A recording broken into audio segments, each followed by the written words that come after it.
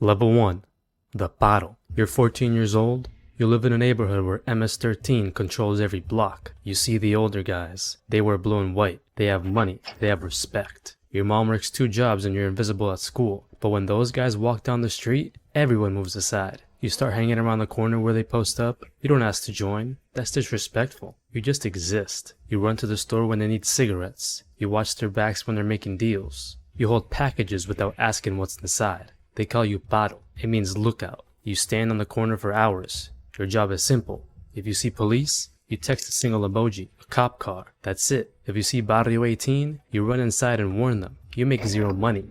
You're being tested. They want to see if you can keep your mouth shut. If a teacher asks about the guys in the corner, you say nothing. If police offer you $20 to talk, you walk away. You're waiting for the day they call you something other than paro. Level 2. The chequeo. 6 months pass. You've proven you're not a snitch. One night, Sneaky pulls you aside. You want in? You nod. Then you get checked. The chequeo is the test. It's a beating. You stand in an alley. 13 members from a circle around you. You have to survive 13 rounds of all them attacking you at once. You can't fight back. You can't run. You can't cry out. The count starts. 1. The fist hits your jaw. 2. A kick to your ribs. 5. You're on the ground. 8. You taste blood. 11. Your vision blurs. 13. It stops. You're on the concrete. Everything hurts. Sneaky helps you up. He hugs you. Welcome, homeboy. You're in. They give you the street name. You're Flaco, or Smiley, or Diablo. That name is your identity now. You still make no money, but now you have protection. You're family now. Blood in, blood out. Level 3. The Soldier. You're 16. You've been jumped in for a year. Now you get your first real job. You're a soldier. Your job is to move product. MS-13 controls a local drug trade. You don't touch it directly. You're the middleman. Someone drops a package behind a dumpster. You pick it up. You walk into a house 3 blocks away. You knock twice.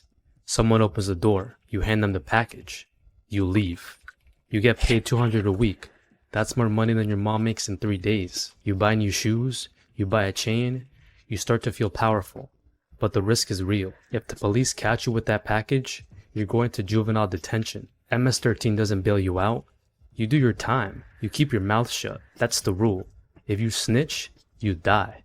They will find you, even in prison. You also have to put in work. When the clique needs muscle, you show up. A store owner refuses to pay protection. You and 3 others walk in with bats. You smash the windows. You leave.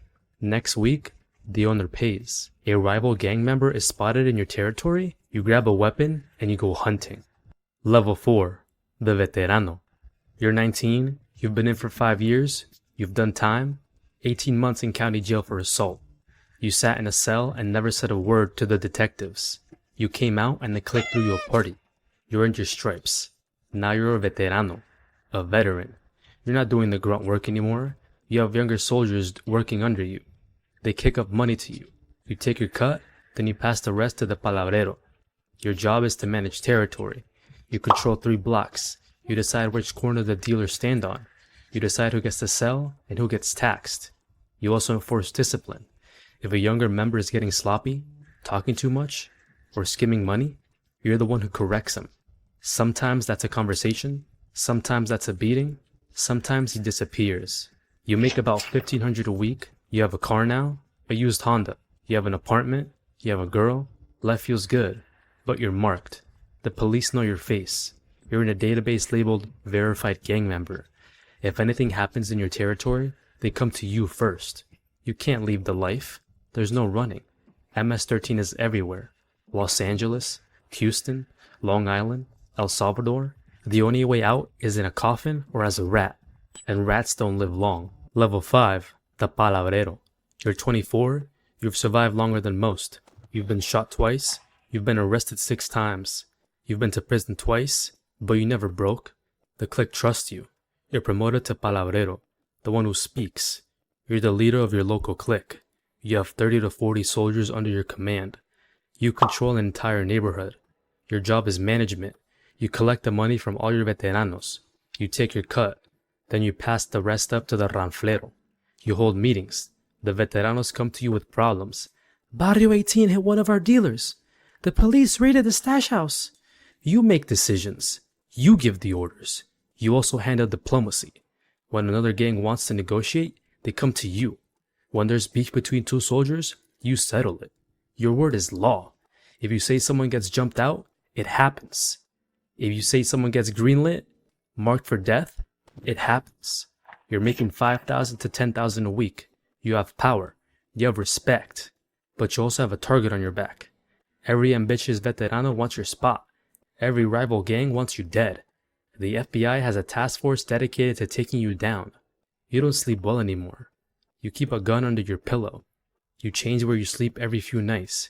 You trust no one completely, especially not your girlfriend. The feds love to flip girlfriends. Level 6, the ranflero. You're 30 years old. You're ancient in gang years. Most of the guys you come up with are dead or in prison serving life. But you're smart. You're careful. You've climbed up to the top. You're now the ranflero, the regional leader. You control MS-13 operations across an entire city, even multiple cities. You have 5 or 6 palabreros reporting to you.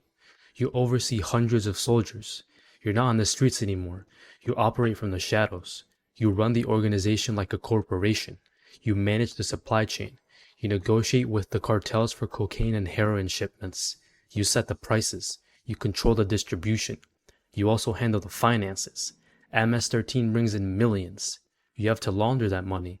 You open legitimate businesses, a car wash, a construction company, a nightclub. The money flows through them, getting cleaned. You're pulling in 20,000 to 50,000 a week. You live in a nice house. You drive a new truck. You wear expensive clothes. To your neighbors, you're just a successful businessman. They have no idea, but the pressure is crushing. The FBI has a wire on your phone. You know this, so you never talk business on phones. You meet in person. You speak in code. They're also dealing with international politics. MS-13 is not unified. It's a collection of cliques that sometimes cooperate and sometimes war with each other. You have to keep the peace, and you're connected to the shot callers in prison. MS-13's highest leaders are locked up in maximum security prisons in El Salvador and the United States. They send out orders through lawyers and coded letters. When they say move, you move. When they say someone dies, that person dies. You're powerful, but you're not free. You're a prisoner of the life you chose. Level 7, the shot caller. You got arrested. The feds finally built their RICO case. You're looking at 30 years, no parole. You're going to die in prison. But here's the thing. Prison is where MS-13 really lives. On the streets, you are powerful. In here, you're a king. You're sent to a maximum security federal prison. Within a week, you've connected with the other MS-13 members inside. There are dozens of them. They run the prison. You become a shot caller. You're one of the leaders inside. You control what happens on your cell block. You decide who gets protection and who gets stabbed. You settle disputes. You enforce the laws. You also communicate with the streets. Your wife visits once a month. She brings news. She takes your orders back out. You're in a cage, but you still have power. You run the prison economy. Drugs come in through corrupt guards. Phones come through drones. Money flows through commissary accounts. You tax everything. You also order hits. A guy in the streets is snitching. You make a phone call. 3 days later, he's dead. A rival gang member gets transferred to your prison. You give the order. He gets stabbed in the shower. Prison is your empire now. You have respect. You have authority. You have control. The only thing you don't have is freedom. Level 8. The international leader. There's one more level. The highest level. The founders. The legends. MS-13 was born in Los Angeles in the 1980s. Salvadorian refugees fleeing civil war formed a gang to protect themselves. But in the 1990s, the US government deported thousands of MS-13 members back to El Salvador. They took the gang with them. Now MS-13 operates in two worlds, the streets of America and the streets of Central America. The highest leaders, the founders who are still alive, sit in Salvadorian prisons. Places like Zatecaloca, a maximum security prison where MS-13 runs entire cell blocks. These men are ghosts. They don't have social media. They don't do interviews. They communicate through layers of intermediaries. But their world is absolute. When they send out an order, it travels from El Salvador to Los Angeles to New York to Virginia. Thousands of soldiers follow that order without question. You will never reach this level. These men built MS-13. They are mythology. They are the religion. You're just a soldier in their army. Level 9. The end. You're 35 years old. You've been in MS-13 for 21 years. You've been shot 4 times. You've killed 3 people. You've been to prison twice. You've made hundreds of thousands of dollars. But you've lost it all. You sit in your car outside your mom's house. She's old now. She cries every time she sees you. She begs you to leave the gang. She says it's not too late. But it is too late. There's no retirement plan. There's no walking away. You're MS-13 for life. Blood in, blood out. You start the car. You drive to the corner where you first stood 21 years ago as a paro. There's a new kid there. He's 14. He's watching. He's hungry. You see yourself in him, and the cycle continues.